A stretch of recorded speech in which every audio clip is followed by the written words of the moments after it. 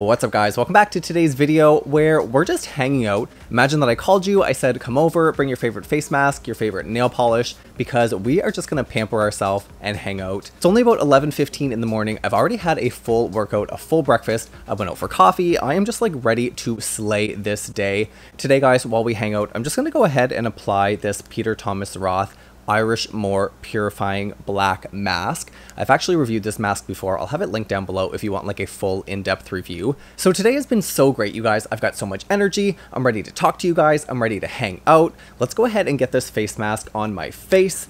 The coffee that I had this morning, you guys, was so energizing. I feel like I'm on another level. I got a coffee from Starbucks with an extra shot of espresso. I don't know if I should have done that. I cannot believe how fast summer is going. I can barely believe it. This year is flying by.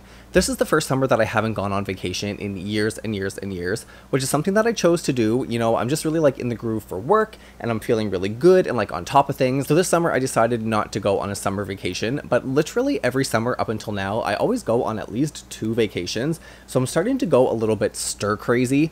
I'm missing those times when I used to travel overseas, when I used to just, you know, go on vacation all the time. In fact, you guys loved the video when I talked about living in England, but I miss the days when you could just hop on an airplane, you know, on Ryanair for like 14 pound or something and go to Spain or go to Paris.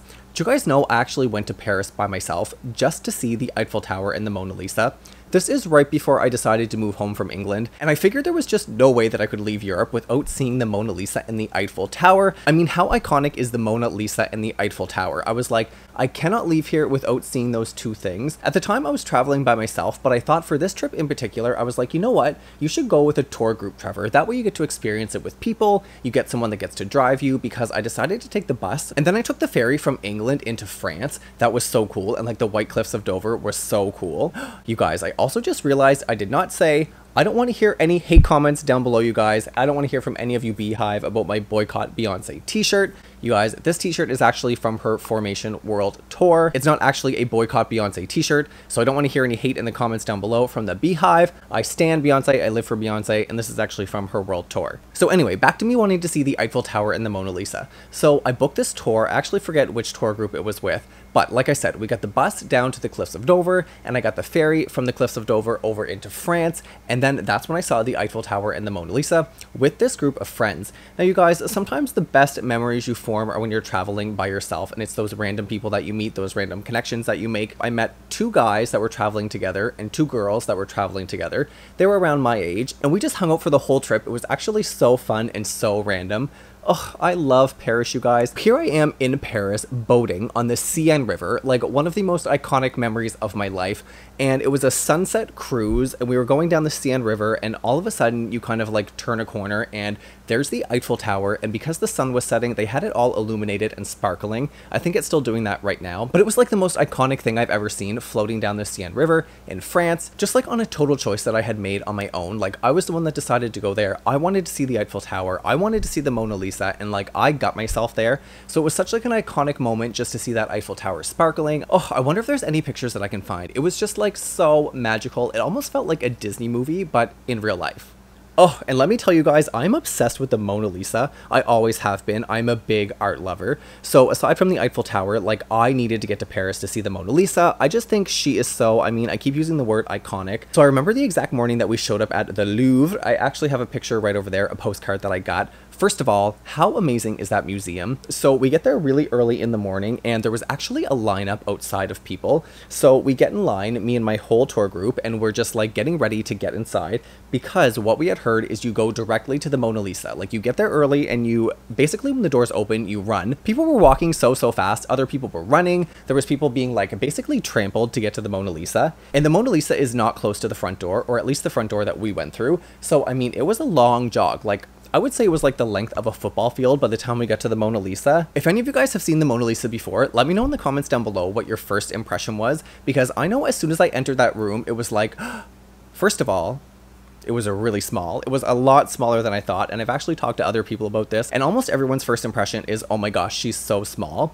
But the second impression is pure magic, you guys. It's not even necessarily the picture. It's almost that it's just like one of the world's most famous, if not the world's most famous painting. And there's definitely this weird magic that you can feel when you're standing there with all these people all looking at the same object and all kind of feeling that same sense of, oh my gosh, I'm seeing one of the most famous things in the world. To me, guys, it's just so crazy to think about how many people have seen the Mona Lisa, how many generations of people have seen the Mona Lisa, how much older the Mona Lisa is than all of us, and how she'll live on so many more hundreds of years. I mean, Mona Lisa is going to live hundreds, if not thousands of years, and so many millions on millions of people are going to see it. To me, seeing that painting was just like so magical. I mean, oh, one of the best memories of my life. I just have so many amazing memories of Paris. If you guys have any crazy memories of traveling, especially in Paris, let me know in the comments down below. I definitely want to hear from you guys your own unique stories. How did you get there? What did you see while you were there? What did you think? But the thing that I really loved most about going to Paris, you guys, was that I chose to do it on my own. Those were just two things that I wanted to see: the Mona Lisa at the Eiffel Tower,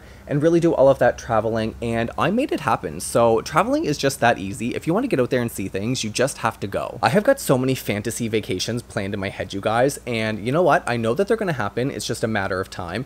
I don't want to say out loud where I'm thinking yet because I don't want to spoil the surprise if I end up going there. But I mean, I love a good vacation, and because this year I did not take any vacations, rest assured next year is going to be a good one. You guys have been loving my Versace pillows almost as much as me. I want to start a whole Versace pillow collection. How plush and luxurious would it look if all behind me was full of Versace pillows? I mean, I could totally become a Versace pillow collector. I mean, there's so much about these Versace pillows that I love that I literally couldn't even tell you guys.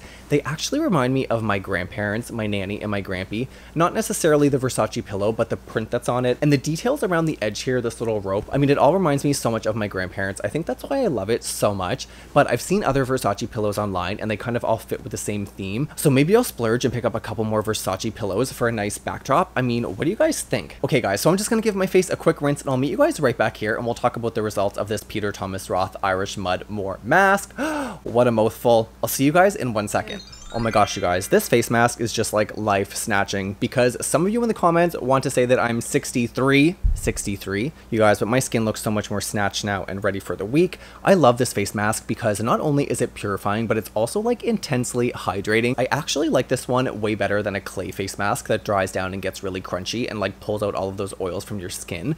This is a really good alternative to a clay mask, this Irish Moor mud mask. If you guys haven't tried this yet, go to Sephora and pick up a sample or just pick up the whole jar. Or click down below because I'll have it linked down there. Anyway guys, I hope you enjoyed coming over and hanging out, pampering yourself. I hope you did a face mask or just took a little bit of time for you.